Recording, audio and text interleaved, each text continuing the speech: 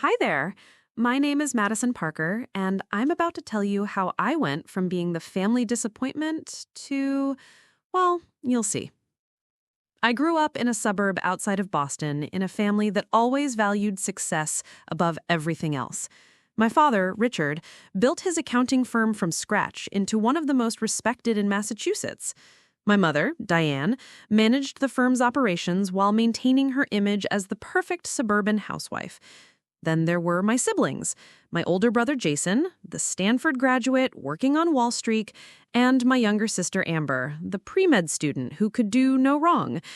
And then there was me, the middle child, the one who dropped out of college after 2 years to find myself, the one who bounced between retail jobs and attempted to start an online business that never quite took off, the one who at 26 was still trying to figure out what to do with her life while living in a tiny apartment with a roommate in Cambridge.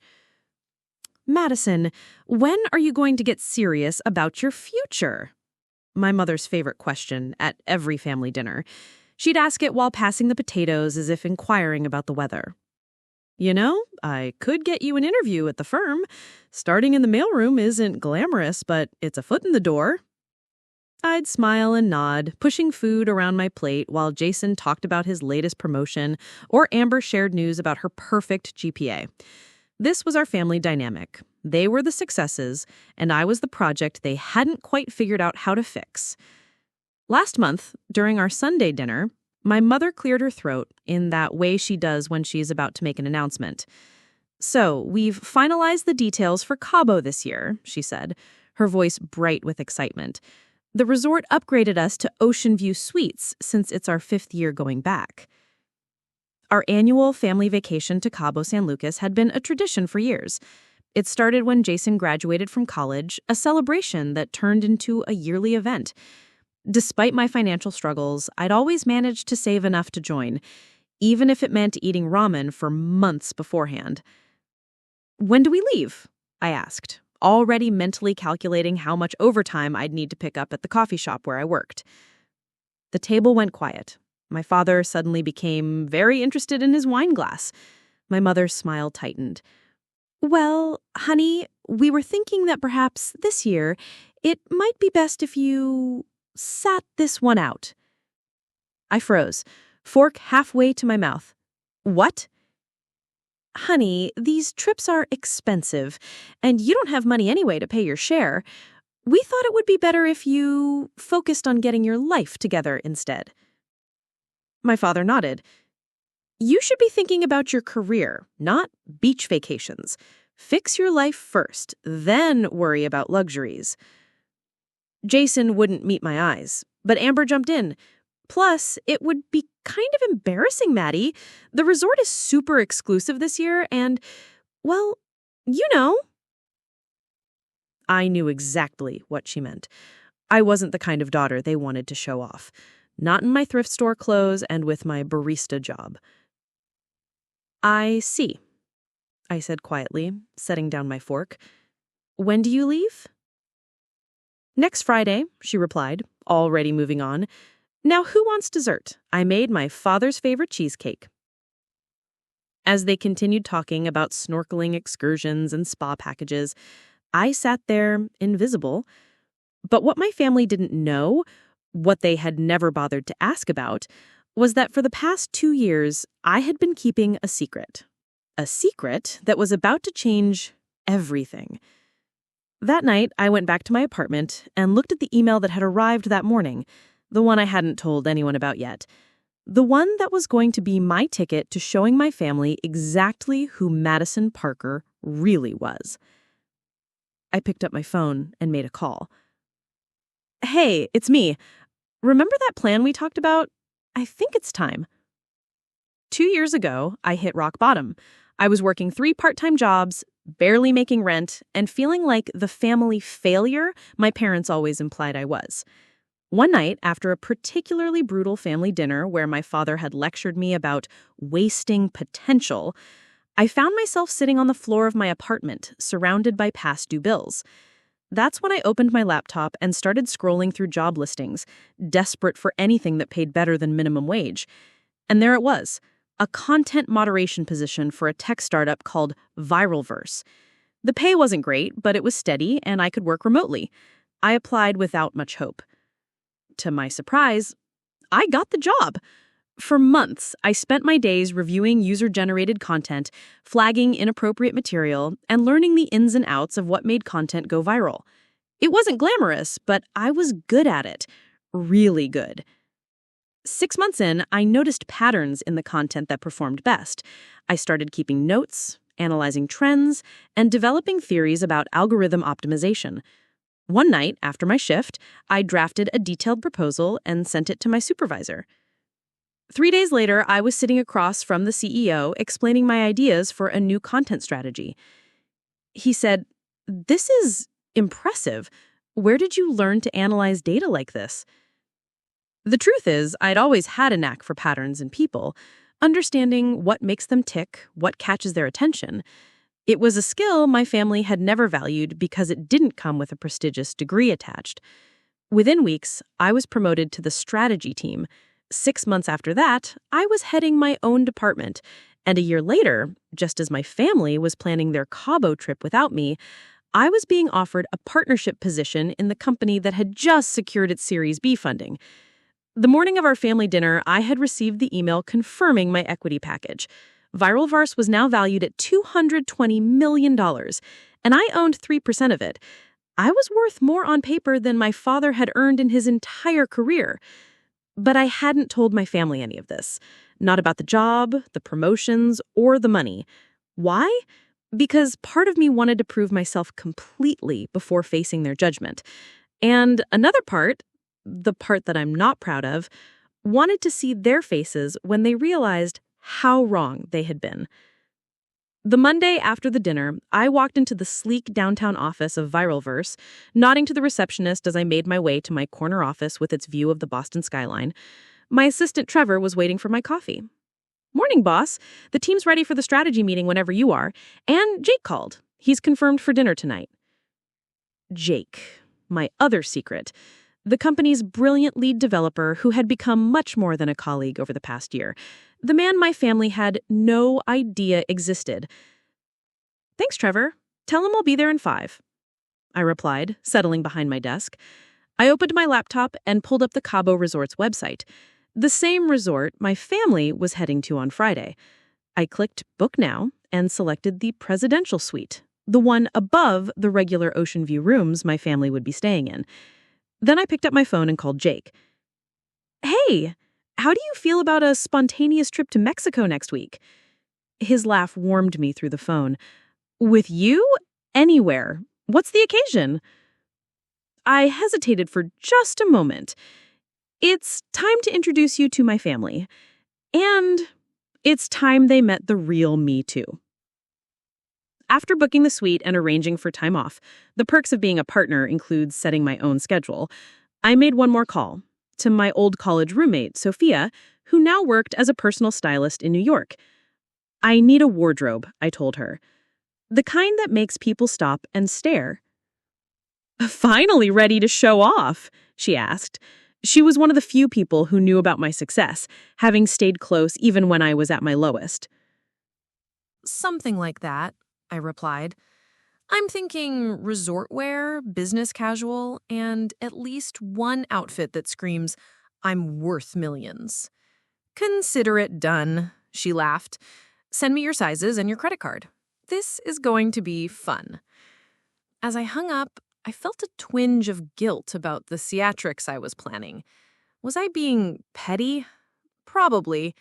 But after years of being made to feel less than, of having my worth tied to my bank account and career status, I wanted, just once, to see my family realize how wrong they'd been.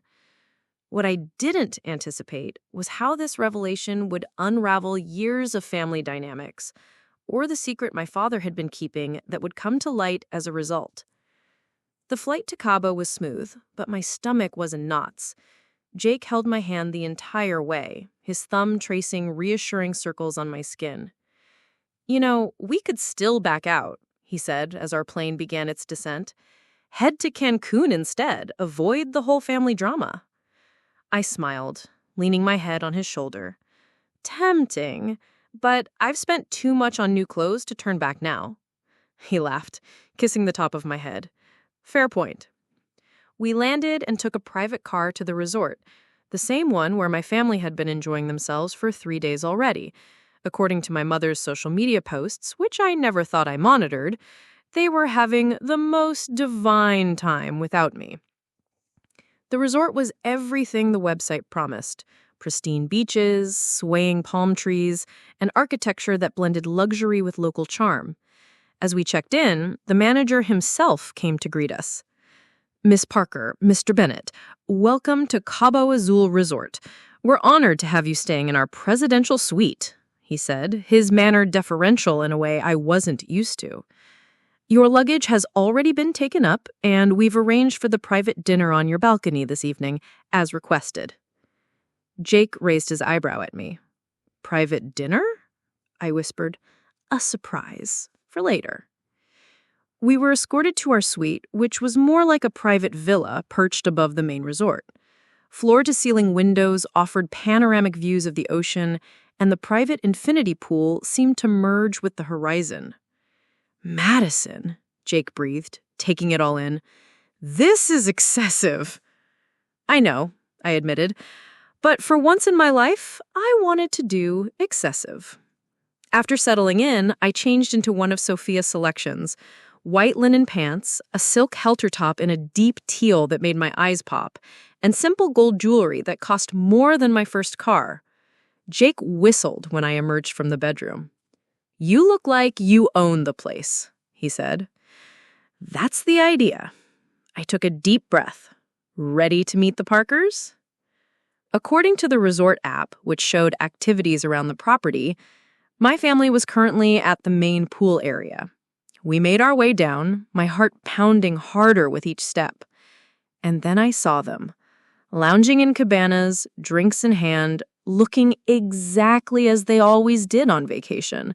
My father in his golf shirt, my mother with her designer sunglasses pushed up on her perfectly highlighted hair, Jason talking loudly on his phone about some deal, and Amber taking selfies by the pool edge. They hadn't noticed me yet. I squeezed Jake's hand, then let go. Wait here, I whispered. Just give me a minute with them first. He nodded, understanding this was something I needed to do alone initially.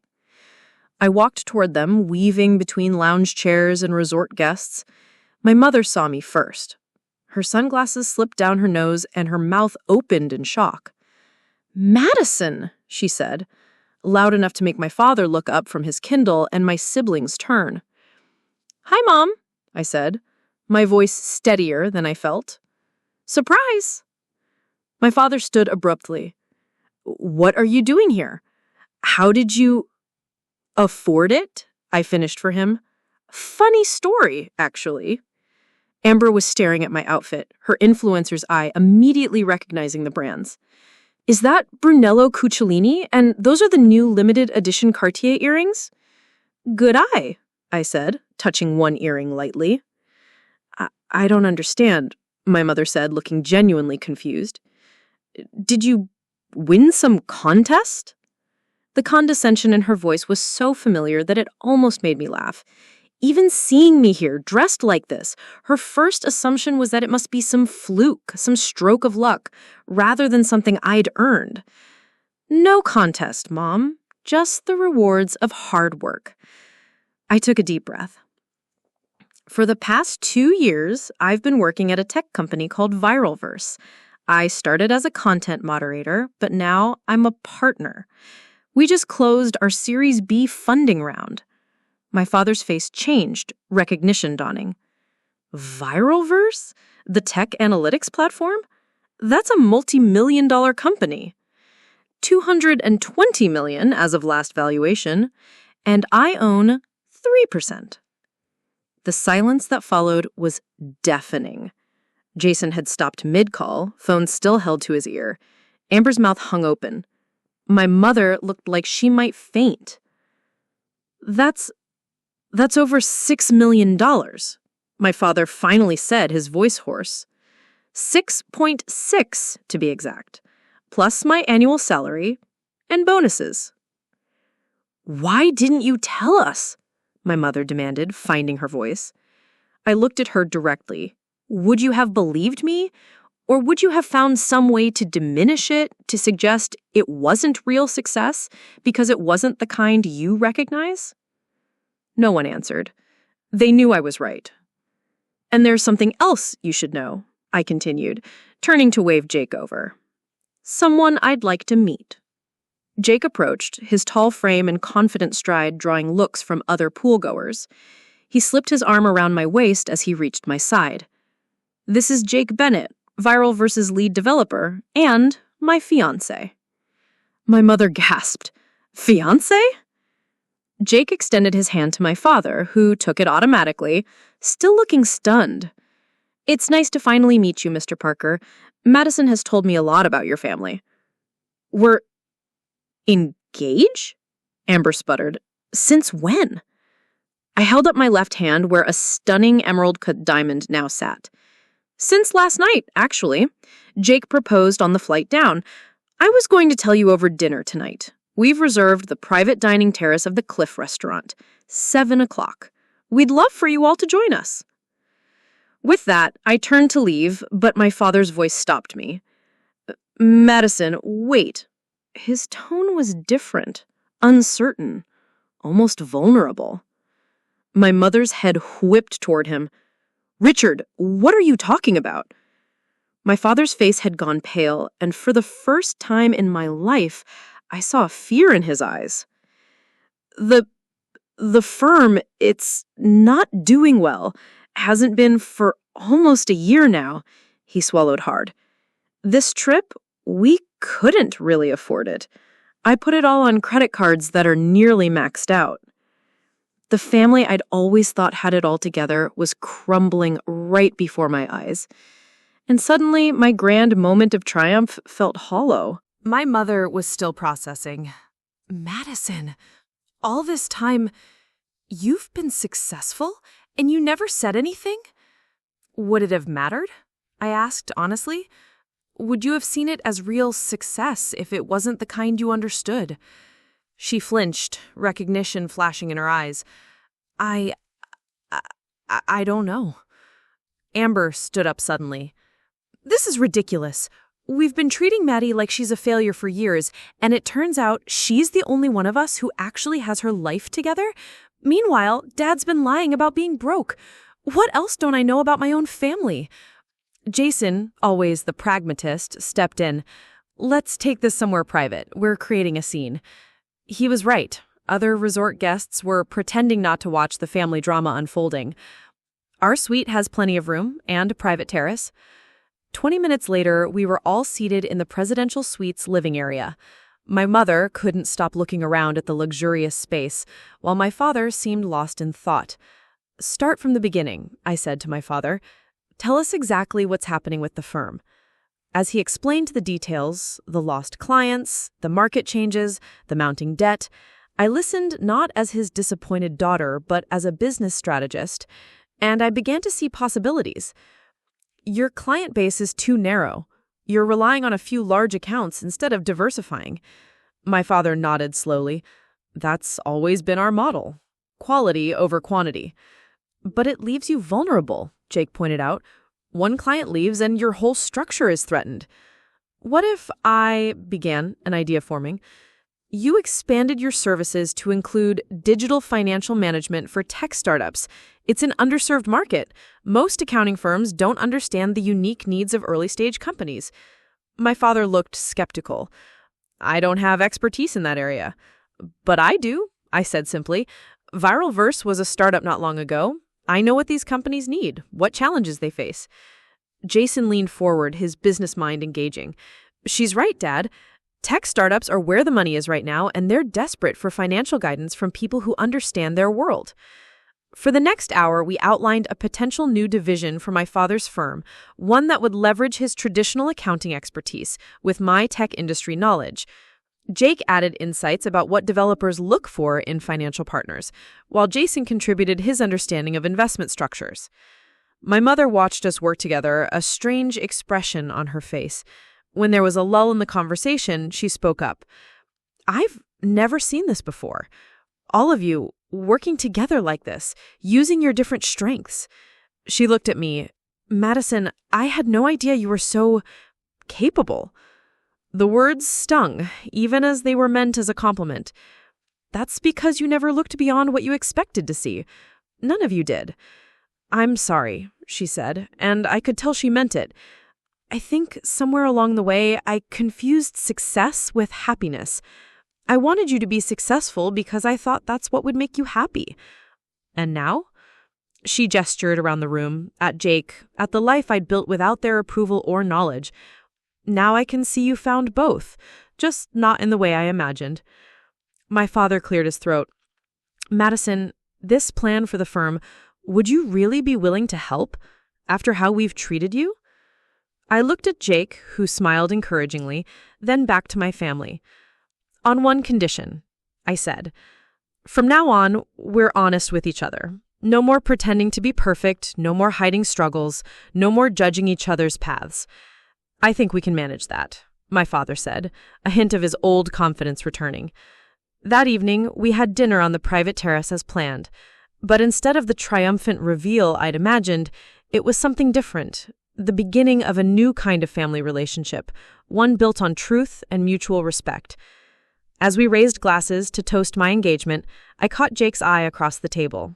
He winked, and I felt a surge of gratitude for this man who had stood by me, who had seen my worth when my own family couldn't. To new beginnings, my father said, his glass held high, and to finding success in unexpected places, I added. Later that night, as Jake and I stood on our suite's balcony overlooking the moonlit ocean, he wrapped his arms around me from behind. Was it worth it, coming here, confronting them?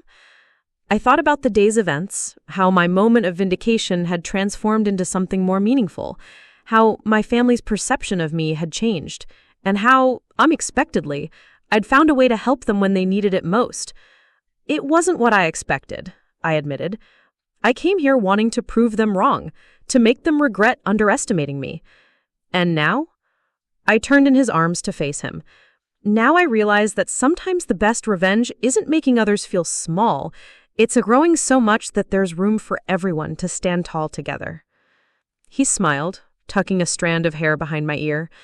That's why I love you, Madison Parker. You never take the easy path. As we stood there, the sound of waves crashing below us, I thought about the journey that had brought me here. 2 years ago, I was at my lowest point, feeling like a failure in my family's eyes. Now I stood successful by any measure, about to marry the man I loved, and, most surprisingly, finding a new relationship with the family I'd always felt excluded from. Sometimes being excluded from the trip is just the beginning of a much greater journey.